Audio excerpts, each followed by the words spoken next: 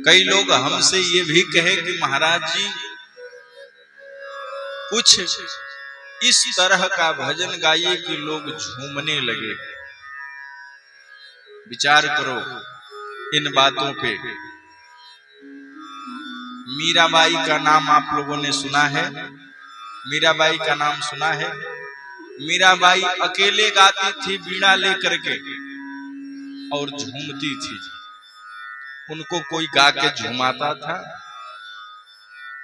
अगर आपके अंदर श्रद्धा होगी तो आप स्वयं झूमने लगेंगे आनंद में, लेकिन अंदर भाव होगा तब ना।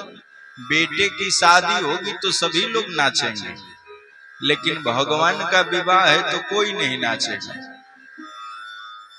शर्म आएगी। जबकि बेटे के शादी में रिश्तेदार आए रहते हैं, वहां नाचने में कोई शर्म नहीं लगती। और भगवान के शादी में सारे भगवान उपस्थित हैं तो उनके दरबार में नाचने में शर्म आती है, वहां झूमने में शर्म आती है। कैसी दुर्भाग्य है, कैसा दुर्भाग्य है हमारा।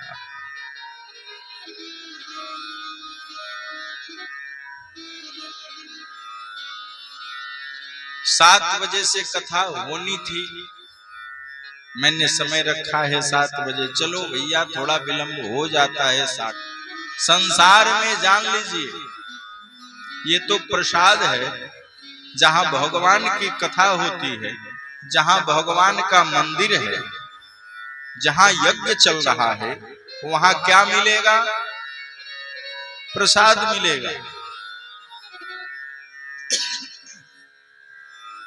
जगत में जाओगे तो क्या मिलेगा? प्रसाद नहीं मिलेगा। क्या मिलेगा? विषाद मिलेगा। जगत में विषाद मिलता है और भगवान के दरबार में प्रसाद मिलता है। प्रसाद किसको कहते हैं? प्रसाद मतलब क्या होता है? आपने कभी विचार किया प्रसाद का अर्थ क्या है?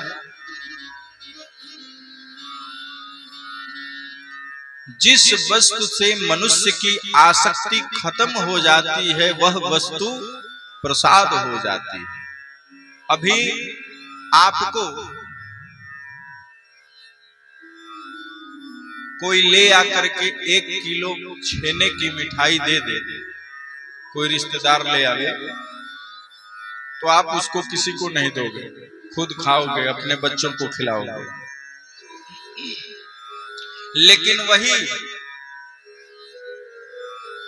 अगर आप खुद खरीद रहे हो मिठाई और भगवान को भोग लगा दोगे तो सबको बांटने लगोगे कि लो भैया थोड़ा सा आप भी ले लो, थोड़ा सा आप भी लो।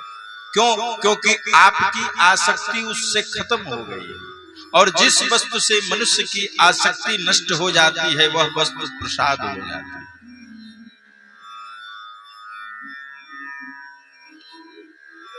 अगर अपने घर से, अपने परिवार से, अपनी दौलत से, अपनी जमीन से, अपनी हैसियत से, अपने आप से आसक्ति अगर खत्म हो जाए तो यह जगत ही प्रसाद हो जाएगा, परमात्मा का दिया हुआ।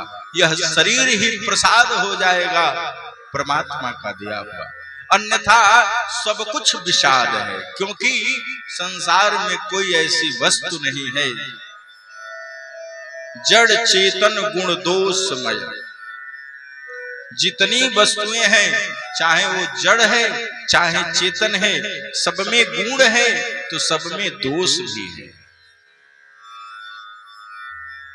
एक बात बता दूं, लौकिक व्यवहार की बातें, हमारी बात स्पष्ट समझ में आ रही है?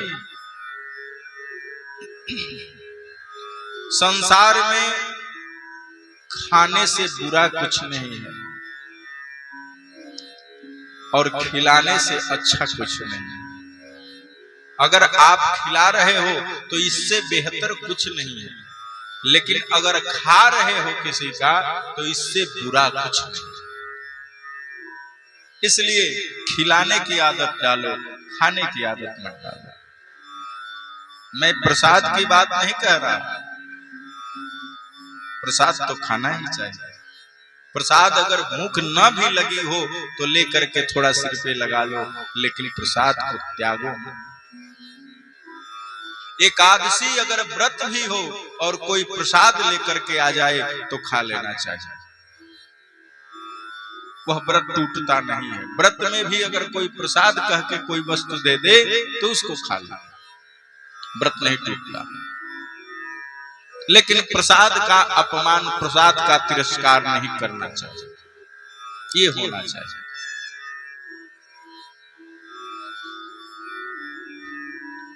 आज भगवान भोलेनाथ का विवाह है।